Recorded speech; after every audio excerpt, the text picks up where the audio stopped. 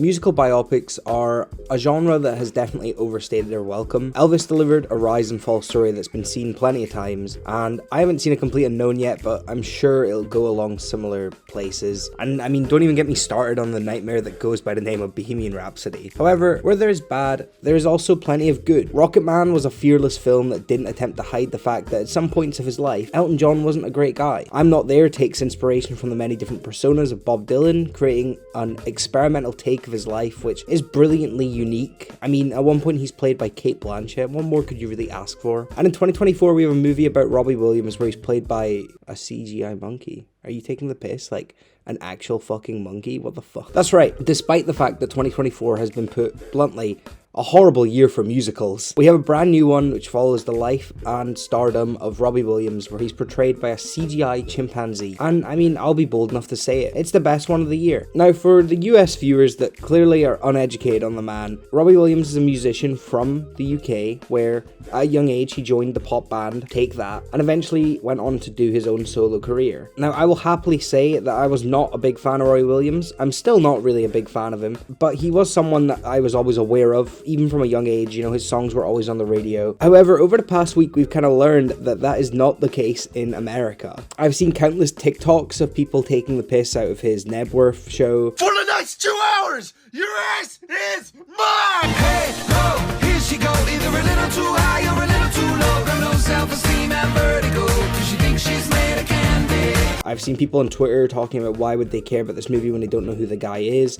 And to that I say, does it really matter? I mean, you think about the countless movies that come out each year, especially biopics that focus on people that, I mean, you might not be so familiar with. I didn't really know anything about Elvis, but I still watched that movie. Same goes for Bohemian Rhapsody. But at the end of the day, these films are meant to educate you on the person, also offer insight for fans and new fans alike. You go into it and you've known his music for years and you're the biggest diehard fan of this person, then yeah, you're obviously maybe going to enjoy it a bit more than someone that doesn't know about the person. But at the end of the day, I kind of thought that the whole point of storytelling in film was that we go to witness new stories and stuff that we wouldn't expect or hear from. So the argument that people just don't really care about this because they don't know the guy, I think stupid. If you don't want to see it, then that's fair enough, but there's no point in making like a whole show and dance about it. It's just a bit pointless. I will also agree with a lot of people that the trailer looked awful. I was not looking forward to this. I put off seeing it in the cinema for so long, and then eventually I saw it, and it's a really fantastic and fun time that tells a story that we've heard millions of times of other different musicians in a unique way that contains itself in its own weird world, and it works. I can't believe I'm saying how well it works. The CGI for the chimpanzee is great. And, you know, there's maybe one or two bits where it doesn't look too sharp, those really awkward close-ups. There's one at Nebworth specifically that has been clowned on time and time again, but it works for the most part, and it doesn't take away from the film. You might go in the first 5 minutes, you're sitting there going, oh, what the hell, this is so distracting. But eventually that wears off and you realize, oh, who cares? This is really fun. It does not linger and it does not bother the viewer at all, or at least it doesn't for a long time. Unless you're going in with a predetermined opinion of what you're going to feel with this movie, then yeah, you're probably going to hate it, because you're going to walk in and go, oh, fucking monkey, I don't give a shit. Just go in with an open mind. That's what I did. The story does follow familiar beats with some typical biopics where the person is a nobody, they rise to stardom, they lose it all, and then they make a comeback. Of course, that's how all of these movies go.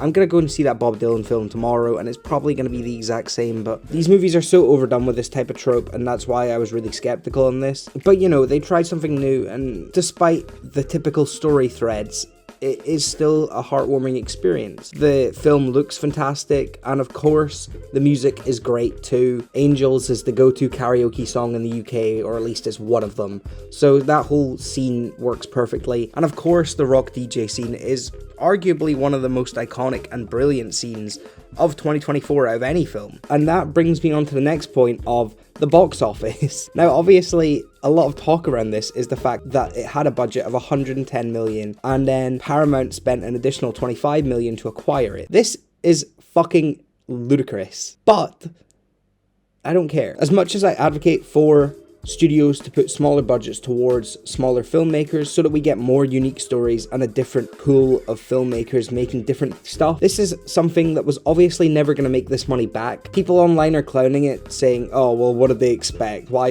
They're never going to make that money back. And yeah, I feel like some movies exist for the purpose of just putting out different stories rather than trying to make money. Of course, at the end root of everything, everyone's trying to make money in this industry, but for something like this, they probably knew that Robbie Williams didn't have that big of a fan base in America, or the rest of the world really. Even in the UK, it's not doing all that well. Despite the fact my showing was pretty busy, but I mean, my showing doesn't account for the entire box office, does it? This was a passion project that several people worked on, and they knew that it probably wasn't ever going to benefit them in the grand scheme of things, but I can definitely see this having an impact in years to come. A cult classic maybe, definitely. And I have to give the shout out to Paramount, because Paramount seemed to have a recurring theme of taking these weird musician films and actually putting them out there. I swear they did Rocketman as well, and that definitely made its money back, I think, but it was also one that strives away from the typical point A to point B story plots. I think I was about to call this Monkey Man, Jesus Christ. To touch again on the criticism that people seem to have, my only advice is to just go in with an open mind, and you'll end up having a great time. We go to the cinema to see stories that fascinate us, and are unique, and are things that we would never expect. Honestly, Better Man is a prime example of that, because if you told me this time last year that I'd be praising a Robbie Williams chimpanzee movie, well, I would have called you a fucking idiot.